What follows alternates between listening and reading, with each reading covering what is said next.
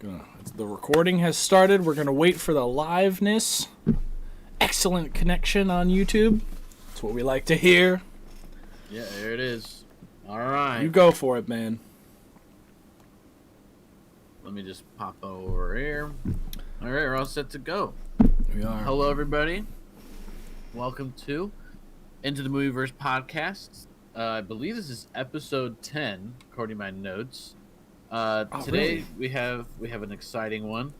It's Power of the Dog, which is a new Western film by Netflix.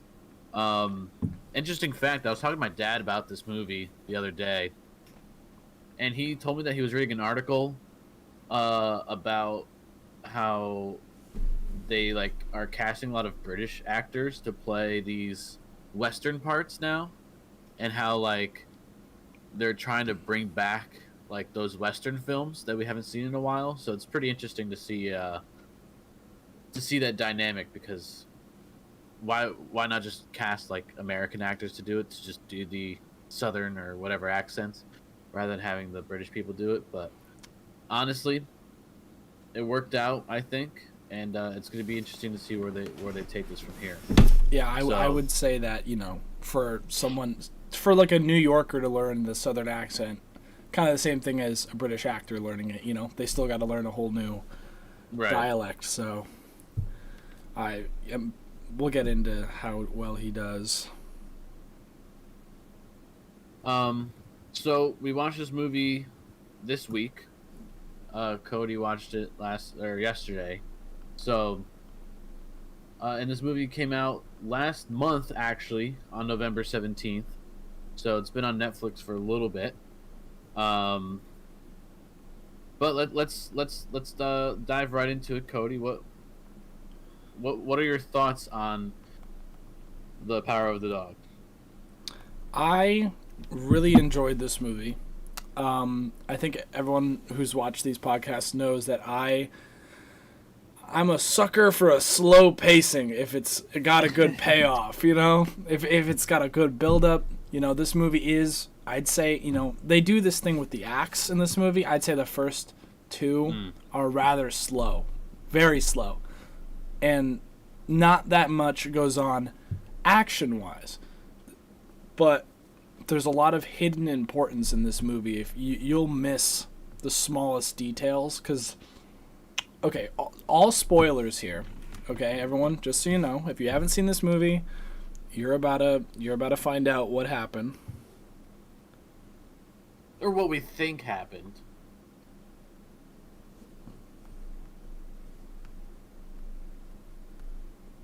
And so, well, no, I know what okay.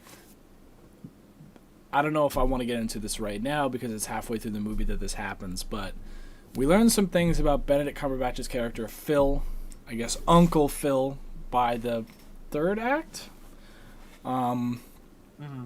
We learn that he is similar to the boy that moves into his house with the widower and her son that marry in with Phil's brother. We find out that Benedict Cumberbatch's character is secretly gay like the boy, and he's been hiding it. And see, this is what I mean by the first and second act have a lot of hidden detail, and I think a lot of people notice this, is it's the way he acts, tough, doesn't want to wash up, the way he walks, making fun of things that the boy does. He's clearly trying to distance himself from that part of him. And yeah, I think that when we were talking last night, that's what I meant by the big reveal, was when the boy finds his secret stash in the woods. It's interesting because when I was watching the movie, and I'm because I read the description, I was like, what's this movie about, whatever. And I'm I thought the big reveal was the big twist, because his mom started to get sick. I was like, oh, she's gonna die. That's the big twist. She's gonna die of something, and they're gonna be stuck with this boy or whatever. And then it starts turning around with Phil and the kid, and I'm maybe that's it. It didn't catch on to me that they were doing all that stuff together until he mentioned Bronco Henry, like, and him, like how he saved his life. Yeah, they slept together. Sort of, Yeah. yeah, like that's. Well, that And was. then that sort of there started to click, but even then, like, I still was like, "What did I just watch?" Like that's See, how I felt. I didn't read into it as much as you did, I guess. yeah, I kind of knew. As soon as we saw him at the lake, as soon as the boys started looking through the magazines, and also we saw Phil like with, I guess would be like with the handkerchief that belonged to Bronco, and he was just doing all the stuff with it. Yeah, That's like when I knew something was up, and then you realize that's because that's what I thought was the big reveal was when they showed the initials of Bronco Henry. That oh, it wasn't just like his mentor. They were like he like, I imagine he was in love with him too, and so then you get this relationship where Phil's like, well, I want to teach this boy how to survive like I did by hiding it, because if you don't, you see what the boy went through. If you don't hide it and you don't learn to be like Phil's basically saying, if you don't learn to be tough and pretend, then it's going to be a hard world. Like that's why he says it's going to be easy. I took a lot of notes, but before I get into that, Mandy had messaged me and is watching and commented on the accent thing because she's done some acting work, and she was saying she had learned time from in certain areas, you immerse yourself in the culture, you mimic the people, and eventually it becomes second nature. You also work with a dialect coach. That's how they do it. yeah. I know Benedict Cumberbatch. He's pretty good with his dialects, I think. Yeah, no, he's an amazing Like, actor, and it shows in this movie. between like the Doctor Strange stuff, like how I don't I want to know the amount of time that Benedict Cumberbatch actually talks in his normal talking voice, His British because accent. he's always doing like an American accent or something. Tom So Holland I truly too. wonder, yeah, I truly wonder how often they're talking in their normal voices. Like it's probably just during interviews, but most of the day they're probably on like a movie set. So Yeah. who knows? But it's interesting. They do a good job. Even Jesse Plemons, I think he's Oh, also he was incredible in this movie. He was the brother. I should put here. I'm gonna put the cast list up on the podcast right now. Get rid of our logo in there. If you guys want to look at this cast list right here, yeah, Benedict Cumberbatch is Phil Burbank. You got Kristen Dunst as Rose Gordon. Her performance was really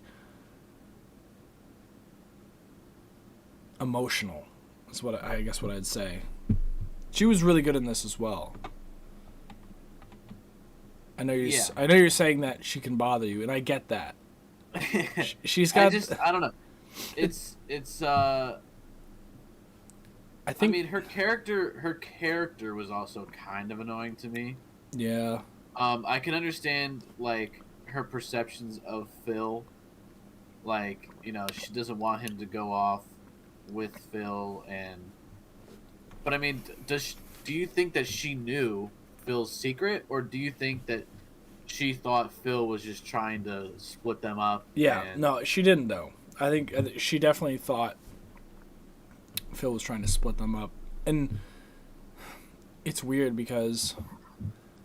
Okay, like the book and like a lot of like I was looking up theories, and there's theories that are basically like 99% accurate, based on book and this, and it's basically like well, I took a lot of notes, but let me say this first. That the kid had realized that the mom's drinking, Rose's drinking was due to Phil's coldness, and the fact was that the boy knew that as long as Phil was around, his mom would never stop drinking and she'd get worse and worse, and they can never be happy. Right. So he used knowing that Phil was gay as like him as an advantage to get close to him and secretly put the anthrax hide when he was making the rope. That's what was so emotional at the end when he finds the rope and he's like, where's the boy? Because he I don't think he realized what was going on. Yeah. And that seemed to me like, so what happened, when did I watch this? I think I started watching this on Tuesday. I ended up finishing it on Tuesday, but I had to stop it like periodically because I had to go do stuff or whatever. And But I sat through like most of the movie, and then I had to stop it at like when I had 40 minutes left. So that's when like stuff was starting to really like Unfold. unravel. Yeah. So I actually had to go back because the scene where like his brother is driving off with him to go to the doctor, and then you just end up seeing them like in that coffin house or whatever those are called. I guess it's like a funeral home. But and I saw him, I was like, what happened? So like I had to go back. I think this whole movie, like, it just confused me a lot. Well, it sounds like you were confused because you paused it so much. Because like I watched it all in one sitting, but I was like I was seeing all the hints, and then when something big happened, I realized everything beforehand was leading up to it. Yeah, I think what happened was it was getting to the point of being too slow for me. So like I just started like disconnecting from it, and then I would like reconnect. You know, like it was one of those things where this movie is so story driven. Like I didn't know when we were talking about reviewing this movie, I wasn't sure what to expect, so I kept expecting like the classic Western movies, you know, like shooting and all that regular stuff. But this is so story driven. Like there's I don't even think you see a gun in the movie, to be honest. Like if they do, no, it's just a drama taking place in the 1920s. It's not like a cowboy in it's a rancher.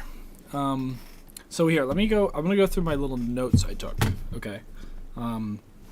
First of all, scenes that really here's an impactful scene.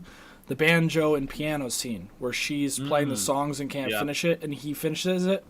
I picked up on that. That was really good. And then later, when he whistles the song when he catches her drinking in the alley, and she's like going a little crazy about it. He's got a shrine to Bronco with his saddle. Notice that. Yeah. I noticed definitely like the relationship between him and his brother, George. George is definitely like growing up. You see that in the way they dress, the way he talks. He's kind of like, dude, we moved on. We did that for 25 years. It's time for us to be civilized, like their parents were saying, which was, and I think Phil, one, didn't want to leave that life, but two, was trying to stay connected to Bronco.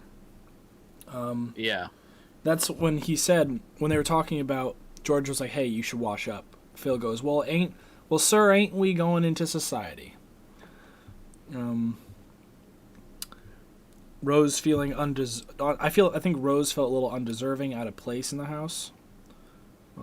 What I found surprising to learn was that Batch, Phil, had actually went to Yale. And he decided to stay a rancher after that. Probably after that life and death experience. I think, Rose is drinking. Peter kills the rabbit. I think that's kind of like a correlation to like him basically murdering Phil. You see like the screws loose, I think, a little bit. Well, even when he had the rabbit in the house and he was like dissecting it, and he's like, I gotta be a surgeon somehow. Yeah. Like, so he had aspirations to be like a surgeon, but like if he can just take that rabbit out and just like kill it right then and there. I even think Phil was sort of put off by that too. Yeah. Like even though Phil could he does, to a certain extent he's got to do things that probably nobody really wants to do.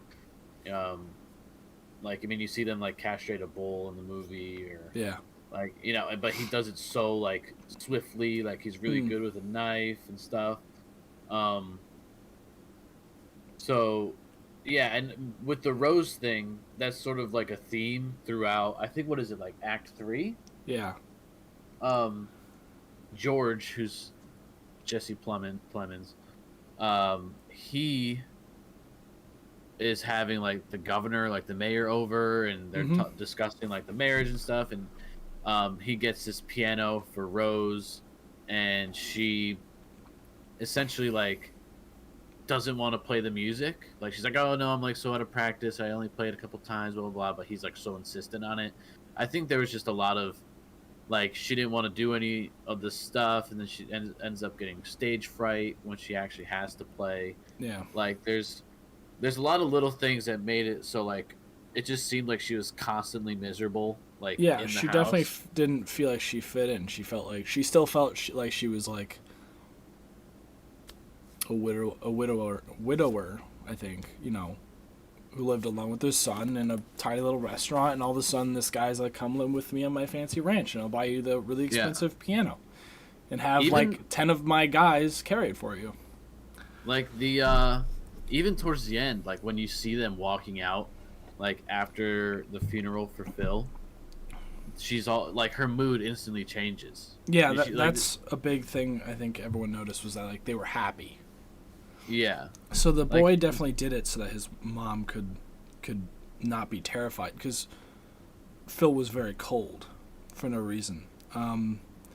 So one of the things that really was emotional for me, which sucked, was like they showed Peter, like Phil was like, "Peter, you're a natural at riding these horses, like Bronco was doing this at your age." And then he's like, when they saw the barking dog in the mountain, Phil was like, "You just saw that? Like that? Like maybe you are a natural at this. Maybe I can teach you to be a rancher like me." And then to see all that end, because you know Phil didn't realize he was trying to manipulate him. Because then Peter says, "Where I have it? I want to be like you."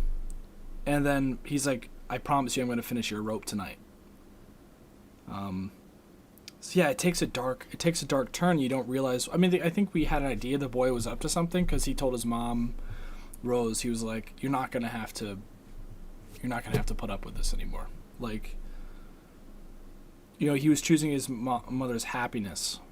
Right. Over like his, I guess. But was Phil really making him happy though? Like, is that what? Or do you think that was all just like?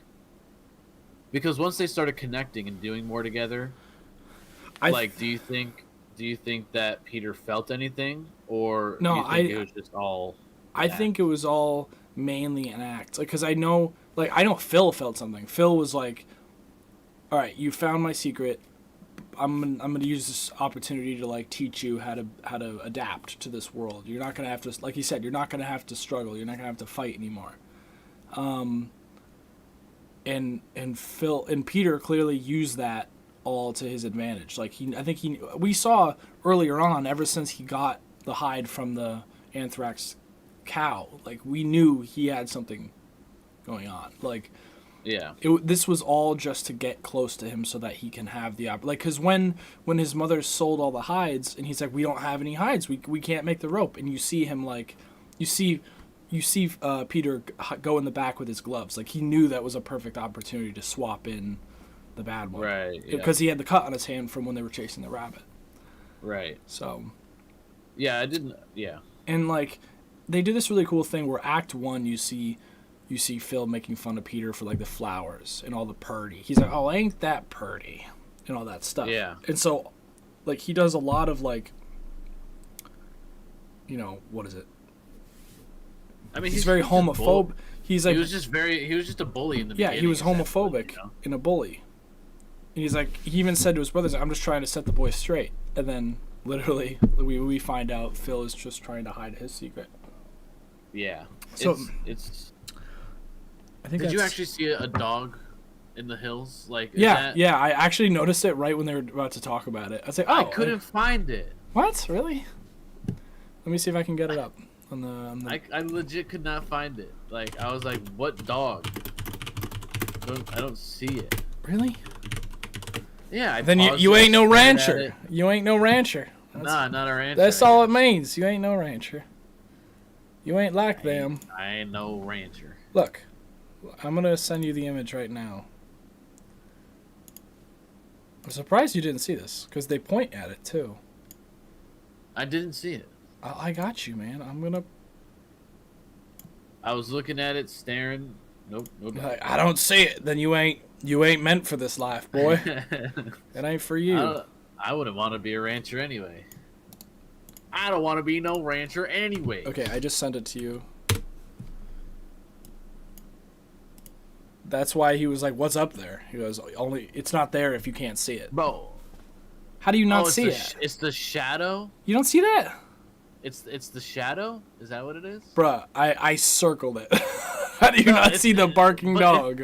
It's the shadow, right? Yeah. Like, okay.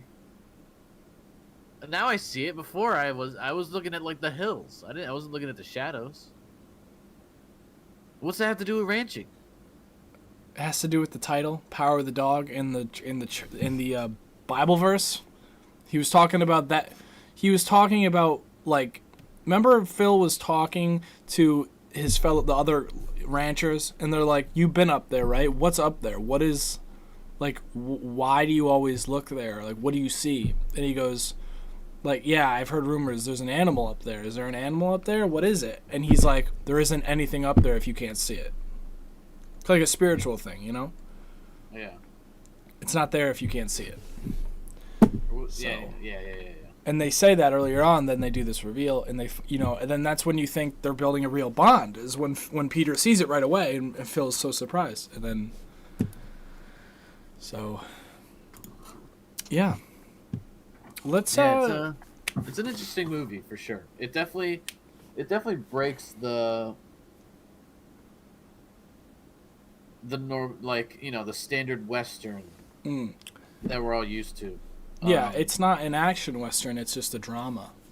Now, you want to get into, there's an effect that I thought was really good that I was wondering about.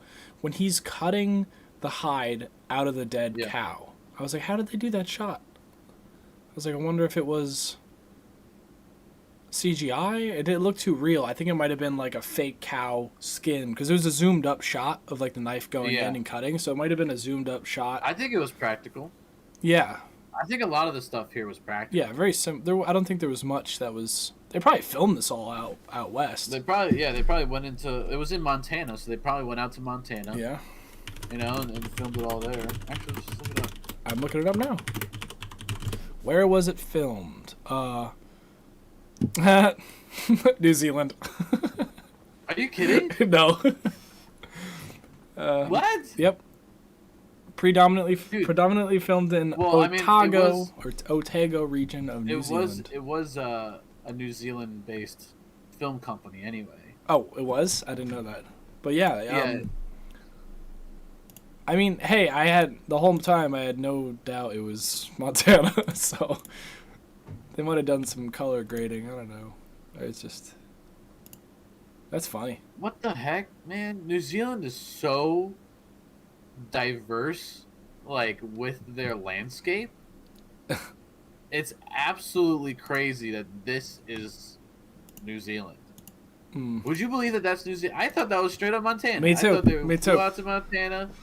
Like, how is it that New Zealand could have some of these dry, like, just huge rolling hills? It's crazy. That is crazy. So, yeah. Apparently, Benedict Cumberbatch refused to speak to Kirsten Dunst on set. Let's see why. Cosmopolitan article. Yeah, his character did.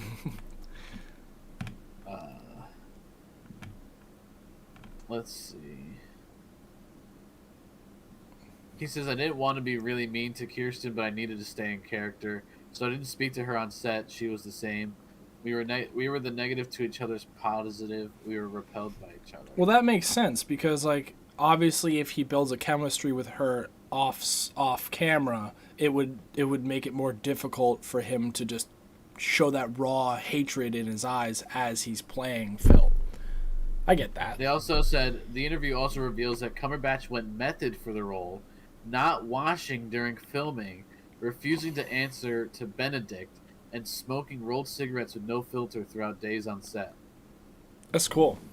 I think method acting is something really special.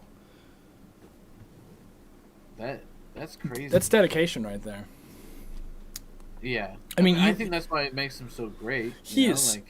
Dude, all those just, even the close-up shots of his face reacting to something, hearing something, just thinking in his head, you know exactly what's going on. That's crazy. It doesn't look like he has a blank stare. There's something going on, and it's like, yeah, he's incredible in this movie. I wouldn't be surprised if he gets an Oscar. We'll see. I mean, it's nominated for a lot of stuff. Yeah. I'm still blown away that this is New Zealand. Like There's also a variety interview with Cody. His name's Cody with Kodi. Cody Smith McPhee and Benedict Cumberbatch together. I'm gonna have to watch that. So we talked about. I mean, I think we covered the acting. There wasn't much acting besides the boy, the brother, and Phil. Rose, George, Phil. You get a little bit of the kitchen staff. You get a little bit of the other ranchers, but mainly these three play. Oh, the Burbank's Ranch House. Sorry, Burbank's Ranch House was added in post production using CGI. The top of the Burbank Ranch House. Oh, really? Yeah, that's CGI. Yeah. The production designer Grant Major designed 15 location sets built on location from scratch, including the Red Mill Hotel in the small settlement of Beach, Montana. It's a pretty house.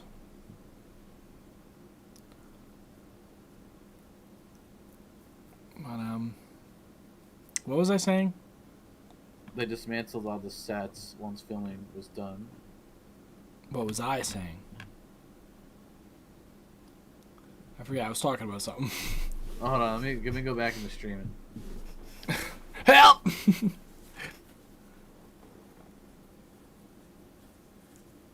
You're talking about Cody Smith McPhee. Oh yeah, there's an interview with them together, so I'm gonna have to watch that. So we talked about I was saying we talked about the acting. We talked about there isn't much effects, but the shots are really good. I think that's everything, man. There isn't. I feel like there's more CGI in this movie than we realize. Than we realize. I don't know. Probably little things here and there, but everything else seemed pretty, like you said, pretty practical. I mean, the sets are practical. They built the house interior on a soundstage in Auckland, along with 24 additional studio sets. I imagine the dead rabbit on his desk that he's in front of might have been CGI. Or practical, just made to look real. Definitely not.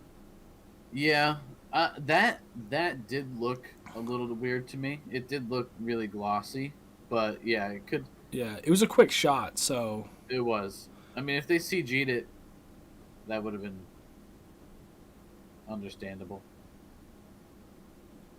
Yeah, so that's all my notes. I can't. Hey, let's get back to it. Hey, snap out of it. Snap out of it. I'm sorry, I'm reading. Snap out of it. This ain't no time for reading. It's just all right. So let's move on to the reviews here. Yeah. Put them up. All right, we'll start off with our favorite, IMDb. Actually, so on IMDb, if you scroll down like past their cast list, it says best of 2021. So far, for December, The Power of the Dog is first. Really? Where am I looking for this? You just scroll down, and then it's like in the middle of the page here. Ah, best of 2021. Best of 2021. Power of the Dog is at 29%. Hawkeye is 21%. I don't know if you've been watching that at all, but no. Dune was number one for October. If you haven't seen our Dune review, head over to the Into the Movieverse podcast YouTube channel and watch that. Yellowstone did really same well. thing for Shang-Chi. Shang-Chi was top in September, so you better go watch that review as well. After you listen to We did Suicide Squad. We did Black Widow.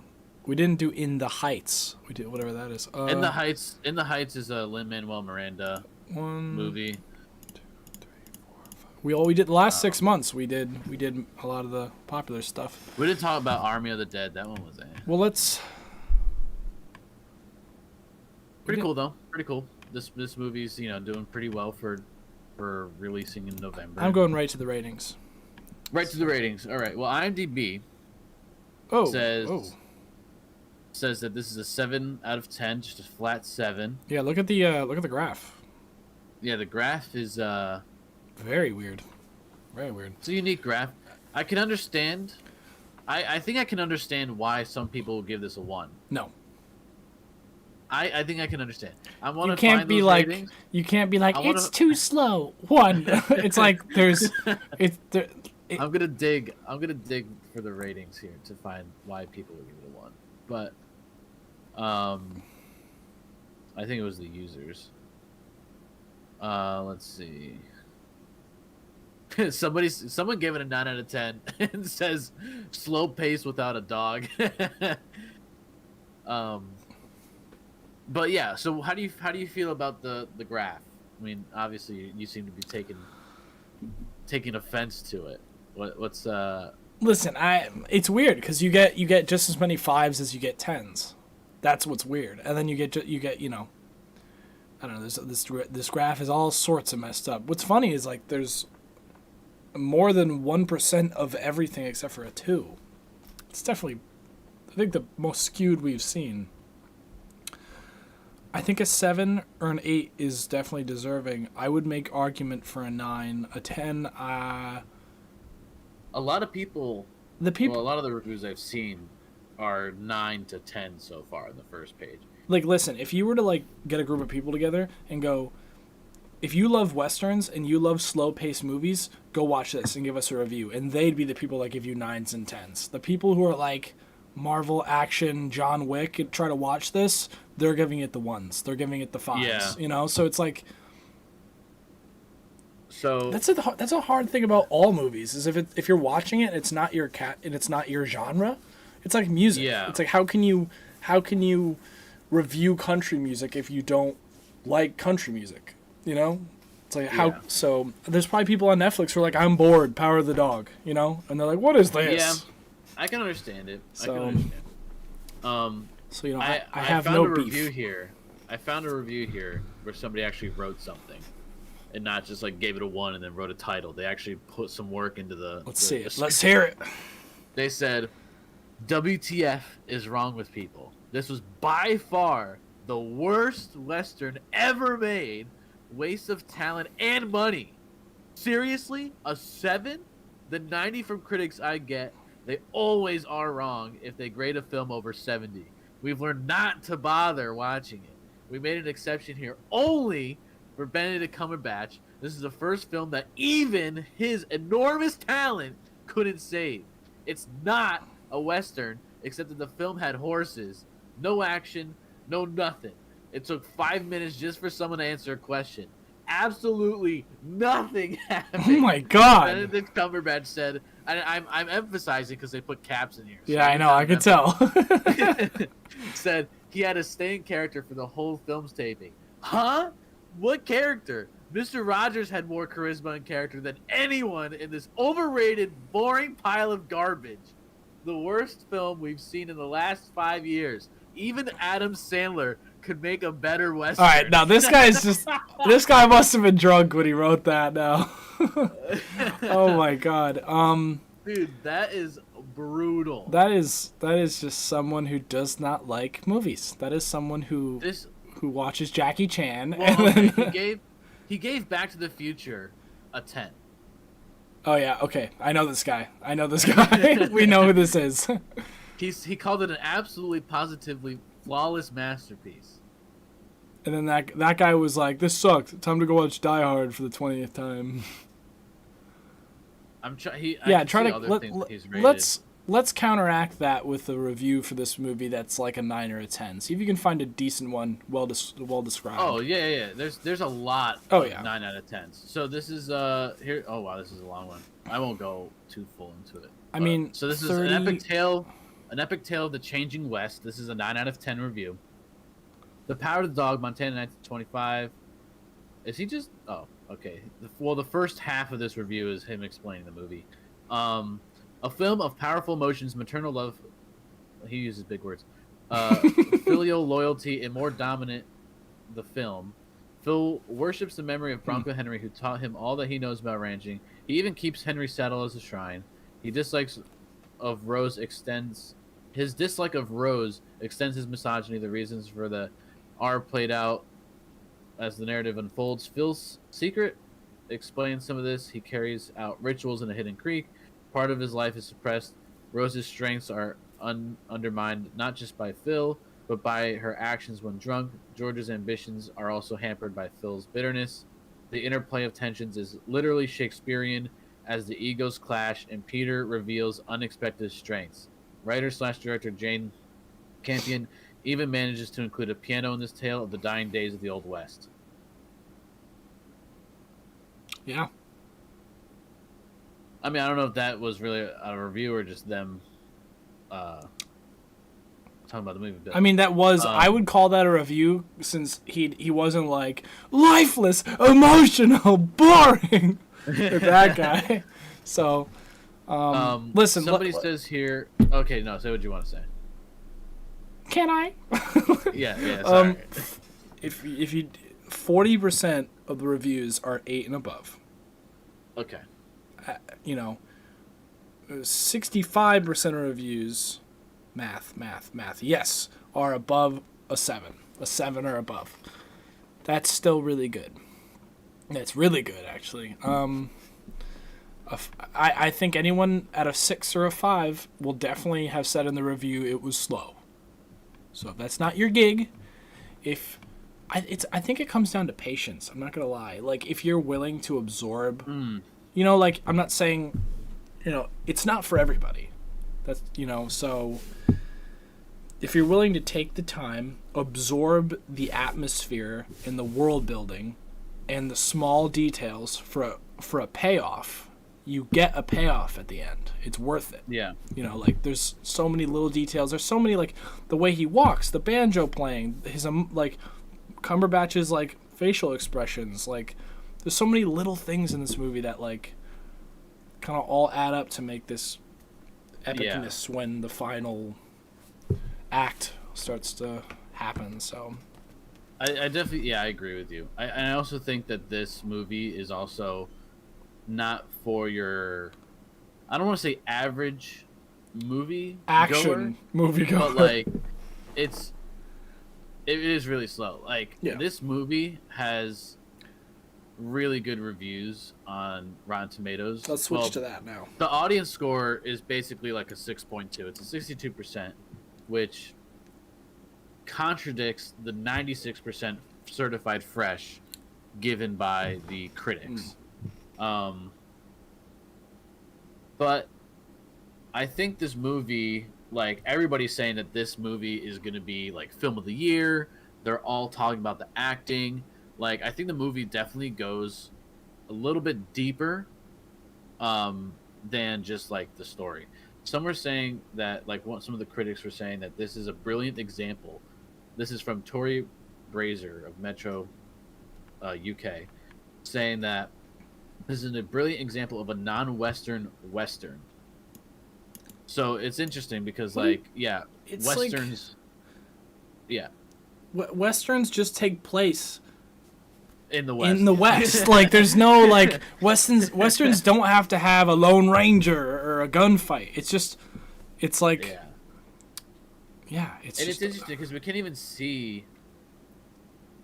I mean, oh my God, we can I also just remember say that there's full nudity in this movie, and there is a frame where you can see Benedict Cumberbatch's Cumberbatch.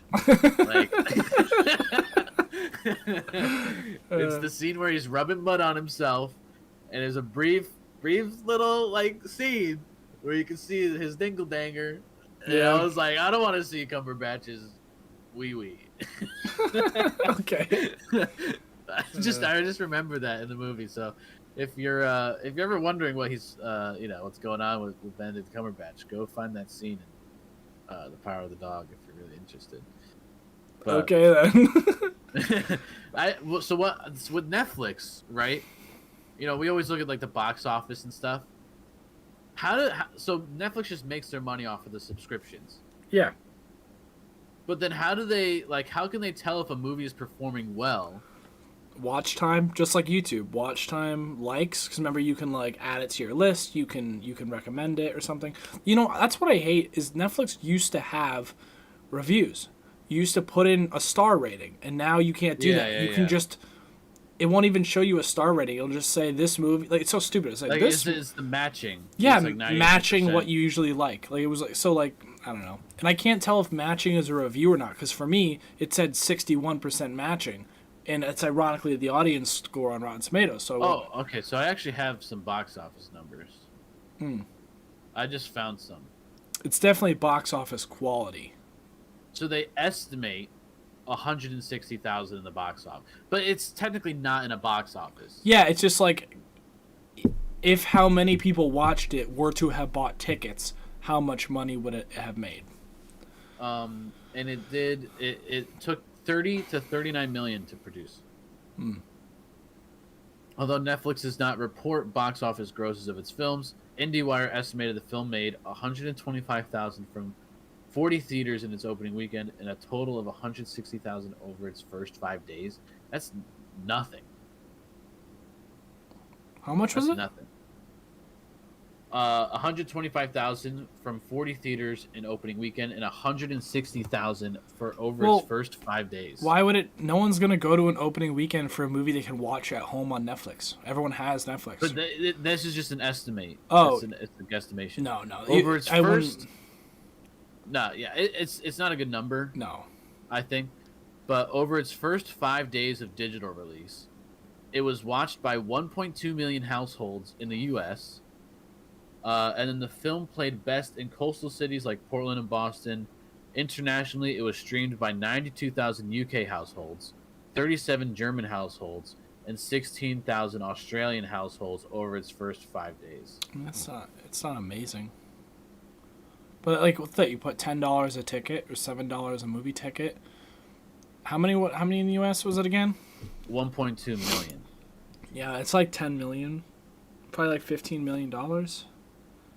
Yeah, but you can't, because it's not like this movie got like, it's a smaller project for sure. It's not like a coming to a theater near you, huge commercials and TV spots on YouTube everywhere thing. It's just like I didn't know about it till you told me about it. Like it's not like a heavily advertised movie. It was just a small Western project with like you were saying, a smaller budget too. Yeah. Like, this movie definitely was not, like, at the top of Netflix's priority, I feel like. Because I found it scrolling through. Like, I always scroll through the new stuff on Netflix. And I stumbled upon it, and I saw that it had Benedict Cumberbatch, Jesse Plemons. How long ago did it release? It was November 17th, so exactly a month ago. Oh, wow. Thought it was like... Yeah. Okay. So, yeah, I mean, it was I feel like it could have done better, but it seems like it's winning a lot. So it's getting the recognition I think it deserves. Yeah, because it's definitely yeah. Would you like to get into our review? Yes, I want to hear your thoughts, and I'm sure you're wanting to hear mine. I am. Who wants to go what first? I alluded to. Do I have a coin I can flip? Maybe we'll do that. Let me get a coin. Okay, I don't have a coin. You go first. There's digital coins if you want to find a digital coin. That's true. Yeah. Okay. Flip that crypto. Crypto coin flip. Okay. Classroom coin flip. There we go. Oh god, there's an advertisement. Okay, heads or tails? Heads or tails. You get to go first. Oh, great. All right. So even though I had to pause the movie throughout, Disgrace. it does not change the way that I feel about the movie. Given that, like, my confusions and stuff, I still think I would be confused because all those subtle details just kind of flew over my head. Obviously, I couldn't see the shadow. When he was rubbing the handkerchief on himself, I didn't catch the initials on the handkerchief. I was like, why is he rubbing himself with this? So a lot of the subtle stuff just went right over my head. I do have to say that for my own personal taste, that the pacing was slow. And my expectations were also different coming into the movie. But, I do love Benedict Cumberbatch. I do love Jesse Plemons. I think they're a good duo together. I have to say that I enjoy the scenery, and I think it was written very well. So I'm not gonna. I don't think it deserves a 5. I don't think it deserves a 6. Um, I will. I don't think it deserves a 62% either from an audience score. I think it deserves to be higher than that. So I'm gonna say my rating is gonna be a 7.5 out of 10. I think it's a pretty solid movie. I would recommend this movie to somebody that sort of takes like more time with their movies. Not like I was talking to my stepdad about this movie, and I was like, I don't think you'd be into it just because it's 2 hours and 8 minutes. It's a lot of dialogue, and you really have to pay attention. And he's all about guns blazing, action, and that kind of stuff. Like, um, so, but I would recommend this movie to somebody that is into movies, and I would recommend it to anybody watching this live stream as well, or like any of the followers that we have. I think this is a good movie to watch because it shows Benedict Cumberbatch's skills, same to everybody else that was in this movie. It just shows the care and dedication to the roles. So I'm going 7.5 out of 10. Okay. No, trust me. I totally understand. I think I made some wounds and then I put some Neosporin on it. No, dude. I totally get it. So here we go, ladies and gentlemen. Welcome to Cody's review of Power of the Dog. The Power of the Dog. I went into this movie just like Luca. He had told me about it. I didn't know much. He was like, "Hey, just check out this Western." I looked up the trailer. The trailer was literally just certain slower shots and him whistling the song the whole time that he plays on the piano, or that he plays on the banjo with her, and that he like uses it basically to like secretly tell her like, "Hey, I see you." So it was really eerie, the trailer. And once I heard that song in the movie, it was this cool connection. It's definitely slower. I think everyone knows, like, Highwaymen. Anything else really slow we reviewed recently? Let's see. Dune could have been a little slow at points, but Yeah, Dune.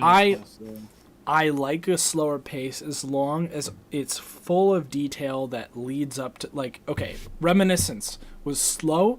There was no detail to be found in the slowness that built up to something. It was like, I can't find her. Like, this was like really slow, but every single shot had meaning behind the way it was shot, like all the things in it. And so when there's these big reveals multiple times in the movie, it all pays off. You connect all the dots, and I like that. I like a good slow pace with world building. I feel like I'm part of the movie. The acting was incredible. I thought Benedict Cumberbatch really, like, I was almost messaging you. I didn't want to like say anything yet, but I was like halfway through the movie. Maybe not even. Just through the first 2 acts, I'm like, wow. Like, the acting of both Jesse and Benedict Cumberbatch, really good.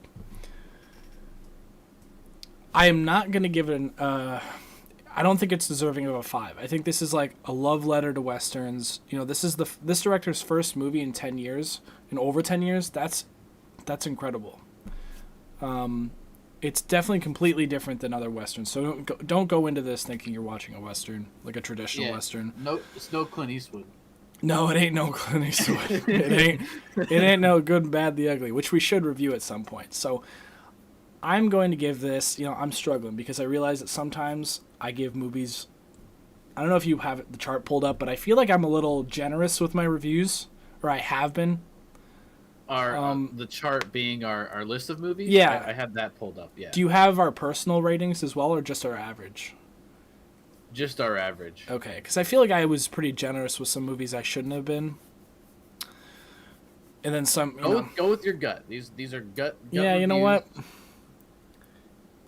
I think the critics are being criticky with the 96. I think people on IMDb sound like they're just not into slow pacing with the 7. I'm going to stay in the middle ground here. I'm going to give this an 8 out of 10. Okay. And That's fair. You know why?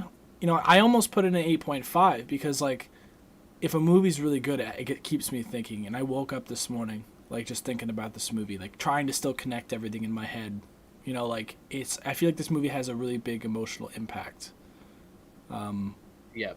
So yeah, that's what I got out of it. So I would say our average score. If I gave it an 8.5, you want to do the average at 8? No, you can't just change it for the average. You can't just change it for the average. Damn it. It's tough to do an average like down the middle. Yeah. I think I'd settle on an average score of a 7.8. I think that's pretty fair. What would you say? Would you want to do a 7.8 or no, so we're good. We'll keep it. 7.8's fair. I just it's just so it's the thing is it's like for a low score like that, it's like there's nothing wrong with this movie besides people who won't like its pacing. Everything else is so perfectly done that I'd hate to, but it's whatever. Who cares? It's still higher than the 61%. It's I think it's a fair score. I think it's a good score. Is this movie a favorite? Is this something that pulled your heartstrings and you're like, this is a favorite? Or do you think, it's I would recommend it to somebody, but it doesn't sit up there with Highwaymen, Revenant, Tenet. So you really liked Highwaymen a lot too. Dune. Yeah, we gave Highwaymen for reference an 8.5, and that movie was from IMDb a 6.9. So you could say they're pretty comparable. Yeah, I think I was overly generous with Highwaymen because mine was probably higher than yours, and then we averaged it out even higher. But you love Highwaymen. I know, I've seen it 3 times. That movie though. But I'm biased to that as a Western fan, like the heroic Western stuff. But yeah, we're gonna have to do like an end of the year show where we go over. I think I'm gonna set up, like, just so everyone knows, anyone who's interested. I think we're gonna do like our own little Oscar show because I think what you said, this is number 10. We can probably get, I don't know if we're gonna get This is another. number 10. I don't know if we're gonna get another movie done by New Year's. We probably should. With everything going on, or 10. we could try. I was gonna say, because if not, like, we can do, like, we did 10 movies this year. Wow. Yep. And like we can do a little Oscar show where I think that each of us can. I think we'll do this little category thing where we're allowed to we'll say like, all right, out of these 10 movies, you can pick 2 that you want to either lower or up our rating on. Like a end of the year change after time of reflection. Yeah. So, like, maybe me, I'd be like, Little Highwaymen, and then I'll lower Highwaymen, but then I realized maybe I was a little too harsh on Shang-Chi. I actually love it. I watched it a second time, by the way. Maybe I'll up my score on Shang-Chi. And we can, like, just play around with that, and then we can do awards, like, best acting, best, I don't know, best, you know what I mean? Best camera work. And we can do, like, top 3 of the year. Must-sees of the year. So I think that'll be a fun little thing. I also wanted to mention that so Luca has been doing these 60-second movie reviews on our Instagram. You should check them out. I actually have watched them, Luca, and Really? Yeah, I've watched them. I'm a fan. Speaking of you do say a lot, so it's funny because you have the text come up on screen, so it's just once in a while you'll get this huge in front of your face. Yeah, I do that too though. Because they're so off the cuff that it's like literally after I watch the movie, so. Yeah, I know. I do it too, but it's the captions. So for those, I'm gonna make a few. I'm gonna make a few of those too for like some older movies that I don't think we're gonna get around to. If you're gonna do a 60-second review and you think I'm interested in the movie, let me know because maybe we can do one together or we can turn it into a full review. I also want to start. I talked to Luca about this. I want to start doing. Even if it's in the same 60-second format, I want to start doing comic book reviews. If anyone here uses Comixology, it's a fun service. Amazon, I think, took ownership of it. It's only like $6 or $7 a month. I'm not sponsored. It's just really good. If you don't want to go to the store for real comics and spend so much money, it's only like $7 a month and you get like access to 25,000. So I've been reading a lot of comics. I think I'm going to start doing comic reviews on our Instagram. I'll try to keep them related to the movies. You know, like obviously like Dune has a bunch of comics. I can compare Dune comics to the movie for everyone, but that and maybe some originals. So I think that's definitely coming our way. Maybe that'll be the Into the Movieverse New Year's resolution. Well, so. All right, so stop skirting around the favorites list. What's Fair. What do you think? I personally would not put this on a favorites. I think out of all the movies we've seen, it's one of the best stories. But the pacing is what kills it for me. But you know, that doesn't say anything about the movie itself in terms of like quality, how it is, and like the quality of it. It's a really, you know, fantastic movie, but it just doesn't hit the same as some of the other ones. Yeah, I'm with you on this because I think in our favorites list we've established that it's like things we've rewatch again. You know, especially if someone was like, "Hey, I'm watching it. Do you want to come over and watch with me?" I'd be like, "Oh, that's a long one. I don't know if I'm ready to. I don't know if I want to sit down for this again." It was like it's it's got a huge emotional impact, and it's definitely worth one watch. But I don't know if I'll ever watch this again because it's just so it's so dense. Like it's just like I don't know if I can handle another sitting of this. You know, it's amazing, worth a watch. Not twice, maybe not twice. Not for a while. Give me a break, please. It's layered. Yeah. It's layered in the sense of like, you know, it's a very rich story, but it's not like Tenet where you have to watch it to understand it multiple. You have to watch it multiple times to really truly understand the story. Exactly.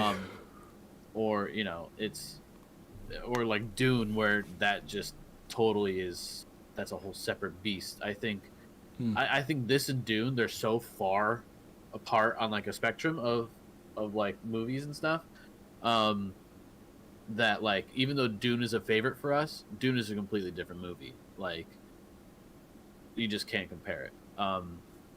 So not on the favorites list, but highly acclaimed, Power of the Dog. Go check it out. Give it at least one watch through. Would you say it's a must watch? I'd say it's a must watch. I think it's a different take on westerns. And it's not like your typical Western movie that you might see. So I would say it's a must watch. I'd have to say yes. Before we hop into some Spider-Man talk, let my dog out so we can have a little intermission here. Okay. The thing is, it's just go for it. Go. It'll be a quick thing. Hold on. Run.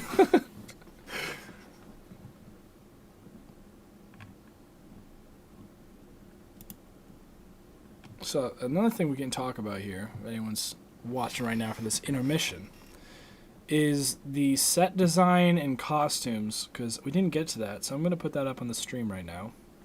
See if I can get a shot of it. 1 sec. Whoa. Can't wait to watch myself walk into the room. Whoa there, mister. Yeah. Just said I was going to go over set design while you were gone.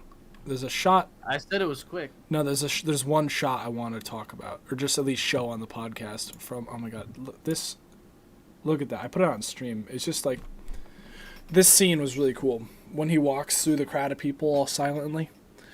Uh-huh. I really like, this scene really showed the outfits really well too. So, yeah, Spider-Man.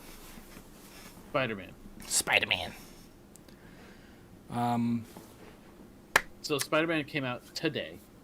Oh no! Don't go on and don't use social media except to see us. Don't use social media right now. You'll get spoiled. Do not.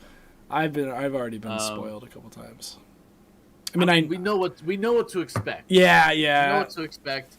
You know, they did a horrible job hiding it. Hey, it wasn't. I mean, it was only like a couple leaked images and a leaked. I feel bad for Andrew Garfield.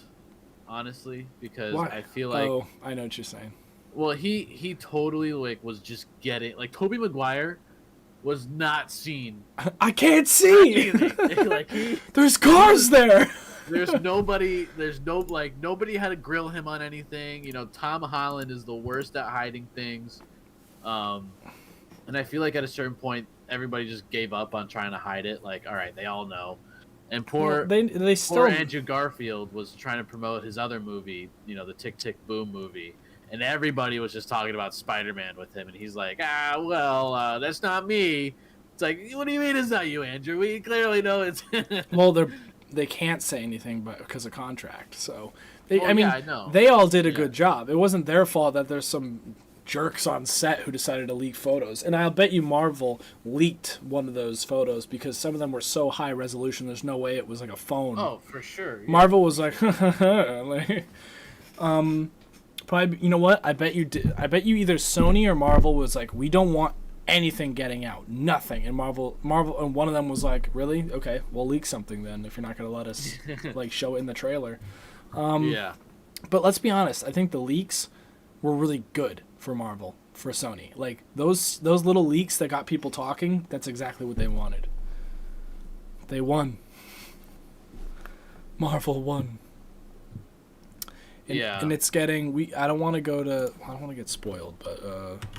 Don't even do it. No, I'm gonna go to Spider-Man No Way Home on Rotten Tomatoes because it was last time I looked at it 94%. So wait, can you just click on it? Just click on it. Dude, 99% audience rating. Do they have go to the cast? Is he listed in the cast? No, I don't want to see. You don't want to see it? I mean, I trust me, I've seen. All right, I'm gonna do my own research then. I've seen leaked footage on YouTube. I know who's in it. I know who's not in it. I just don't want to look and have. I still trying to trick myself into thinking I don't know. I know that they're in it for sure. Stop This it. is some really good ratings though. Oh, yeah, they're not in the front of the cast list. If they are in it, they're not in the front of it. They're not in it at all. Yep, They're really hiding it. I'm telling you, man, they are not letting it out until you see it. I mean, okay, let's be honest. The posters for this movie have been bland, okay? The trailers have been good, but the posters, they can't really make... I don't think they're going to make a new poster. I don't even know if we're going to get a poster with all three Spider-Men eventually, like an official one. But this is, They should. This is the longest Spider-Man movie there's been. Almost 2.5 hours. 2 hours and 28 minutes? Yeah, it's a little... What? It's longer than Spider-Man 3. And, Yo, this Doctor Strange suit is really cool. by the way, I don't think... Oh, well, it's not a... What? Well, from what I've seen... it's his suit inside out. What? Yeah. Okay. Well, I guess I'll just have to go watch the Yeah. movie too. What was I gonna say? I don't know if this movie will review next, just because the coming week up until the holidays is going to be really tough for me to try to go find time to see it. Well, I don't know when we'll review it, but this will probably be definitely the next movie we do. Yeah. I think I know it's going to be hard to squeeze in, but I feel like we should definitely get this out sooner than later because it's going to be the buzz for the next week or two. Let me see, like, Or at least how the many next tickets month. are available. To be honest, like, it looks like there's times that I could go see it. Oh,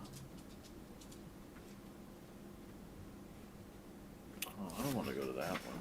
Well, I think we can wrap it up here. We can take it Yeah, I later. think. Yeah, this movie. I gotta find time to see it. I just gotta. It's gonna be worth it. Yeah, but expect a review from us. I don't think we'll be able to hit the peak, trendingness of the movie, but I think it'll be trending for a while anyway. Yeah, hopefully. Because it'll just be so hard to get into. So. Mm. But all right, this was a good review. Definitely. Power of the Dog. Go check it out. We gave it a 7.8 out of 10. So give it a one watch through at least, and let us know what you think down below. I'm gonna make a post on Instagram with the movie poster and stuff. So if you have any comments that you'd like to leave and have a discussion around the movie, if there's anything that you're confused about or just want to elaborate on, or any of the points that we mentioned throughout the podcast, drop a comment down on this live stream or drop a comment on the Instagram into the movieverse. And let's talk about it, because this movie has a lot to talk about. Even after our discussion of it, I think it's very layered, dramatic. Definitely. So let us know what you think, and give us a like and follow on our YouTube channel, Into the Movieverse podcast, if you like what you see, and also head over to our Instagram, into the movieverse, for our 60-second movie reviews, up and coming comic reviews, and anything else that we come up with in a 60-second format. But I look forward to seeing you guys in the next podcast. Hopefully it's Spider-Man, and we'll catch you in the next one. Yeah, sounds good. Thanks for watching.